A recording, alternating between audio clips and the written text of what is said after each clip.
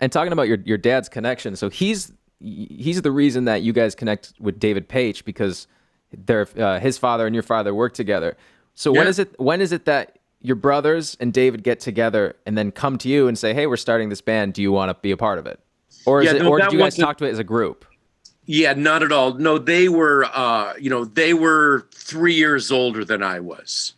Now, when you're 14 and, when you're 12 and 13 and 14, that's like a million miles away. You know what I mean? I was of a different generation. You know what I'm saying? I was a little kid to them. They were, at that time, they were using guys and musicians their age. That didn't come until way later. Yeah, they got together and David Page joined the high school band that Jeff had going with other friends in high school, doing top 40 stuff and playing a lot of dances and proms. And they, right out of high school, they went on to doing professional gigs. They went on the road with Sonny and Cher and started working with Seals and Crofts and started doing sessions as I was just entering high school. Okay.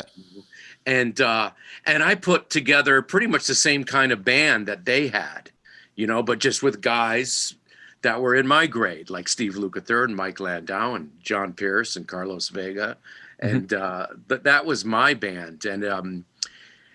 And they would come and see some of our gigs, and they saw that we kind of had it going on. They'd show up. My brother Jeff and Paige would show up at some of our dances and stuff, and were proud of us and saw that we were keeping the flame burning there. But it wasn't until right when I left high school and I joined Gary Wright's band and I was dealing with all these synthesizers live that I think they saw me doing that and saw that I could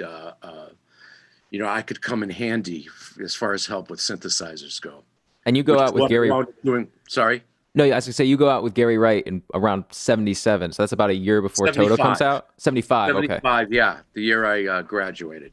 Mhm. Okay. And so you're touring with Gary Wright, and it's about 3 years before the first Toto record comes out. Mhm. What is it that happens in those 3 years that So what connects you and you happened? guys start the actual band to get the first record out? So the key thing between that is the whole Boss Gags thing, is the whole Silk Degrees album. So Hmm. while I'm with Gary Wright and playing live with Gary, and they were seeing me because Gary was doing some big concerts. We were doing some great stadium shows with the management and the agents we had opening for other bands. And they saw what I was doing with that and that I could handle synths.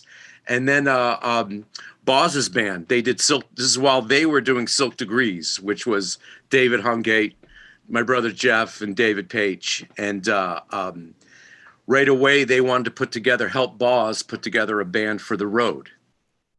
So they saw me, and they had seen from our high school gigs, Steve Lukather, and we kind of put together. That's when we all kind of joined. The generations joined was for Boz's band, and Okay. that led to Toto.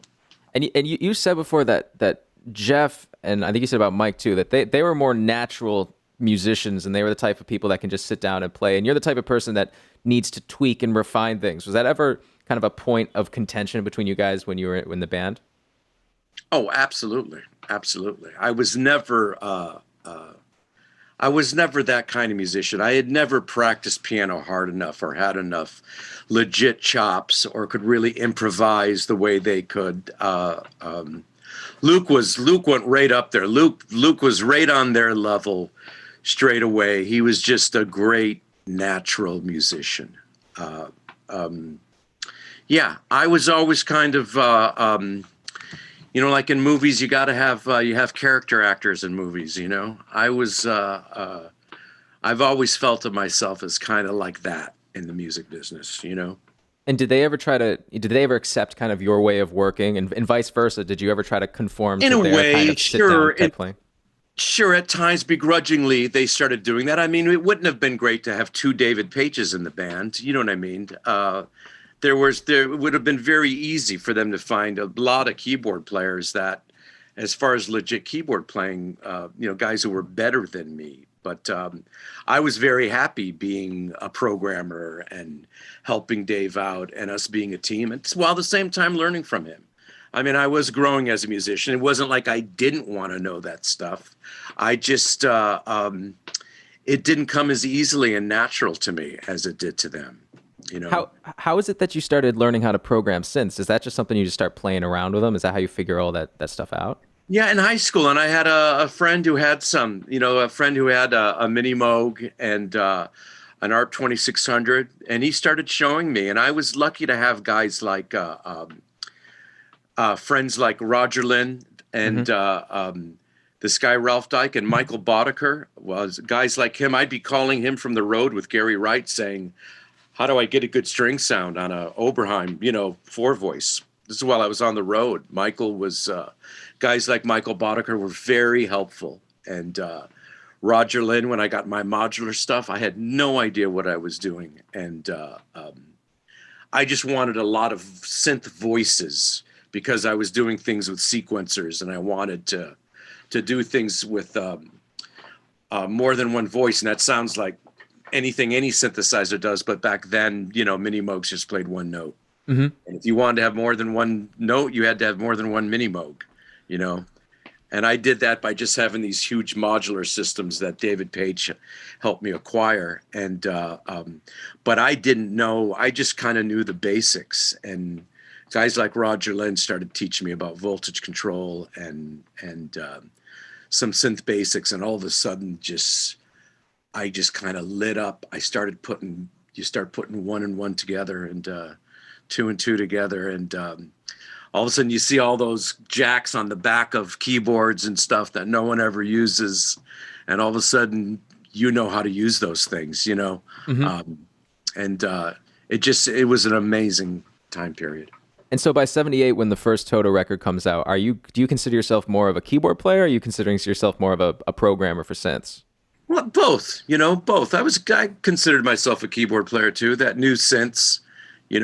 My whole thing was to try to connect them. Most guys, I mean, of course it's very different now. And of course there were many, many exceptions. Guys like Chick Corea and Herbie Hancock always were very good with synths, and were also amazing, amazing players, of course. But the general rule was, the guys who really, really, really knew about synths were, the nerds with pocket protectors and stuff like that. The guys that really knew how to work the big modular stuff. And the most artsy guys, they didn't want to know about synthesizers. They didn't want to play anything other than a piano or maybe a Hammond organ if you were one of the, Jimmys and stuff. But I mean, now it's very common for everyone to do both. But I kind of saw at the time, especially in the studios, this chasm where the real good players, the David Fosters, the David Pages, a lot of those guys that were really into the studio scene, they weren't as deep into synths as I was willing to go.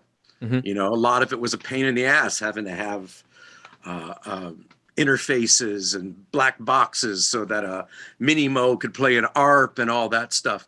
People didn't have all that stuff. I got into that stuff. I made friends with those nerds, you know what I mean, who Yeah. knew all that stuff and tried to connect those two things together. And I didn't stop wanting to play keyboards. I didn't stop. As a matter of fact, it was what I wanted to do with that stuff as a keyboard player that drove me also. Did you think of yourself as being a pioneer at that time? Or you thinking like, man, I'm pushing the envelope right now? No, I don't think of myself as a pioneer, but I was right there.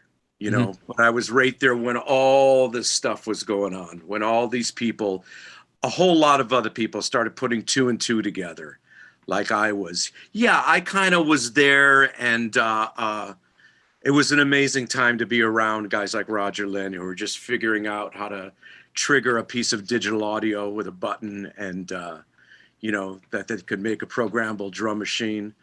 I was right there and stuff, and showing them a lot of times, showing the synthy nerd guys, really what it is, what a musician like a Jeff Porcaro would want to do. They had no patience. A lot of guys that were great players had no patience. They weren't going to spend hours programming and messing with that stuff.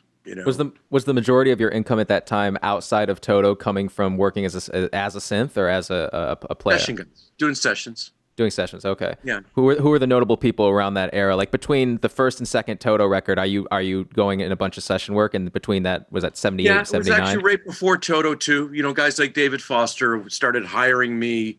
He just, whenever he had anything to do with synthesizers, I was there, you know, for a long period of, you know, for 2, 3, 4 years, maybe a little bit more than that. But whenever he did keyboards, whenever he did synths, I was there. So guys like him were responsible for me meeting Quincy Jones and working on the first Michael Jackson solo album, which, you know, a lot of times they'd hire me back with, they'd hire me back when Foster did, or sometimes they started hiring me back on my own, you know, to do stuff. And all of a sudden that same producer would hire me to play on other sessions they were doing. And it kind of spread out. It was great. And again, guys like Michael Boddicker were wonderful in helping me get gigs and get sessions when I was first coming up.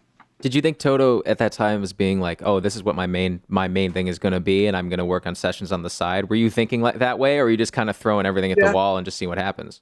Well, pretty much. We didn't know by this time. My brother Jeff and David Page and David Hungate, they had such incredible careers going in the studio.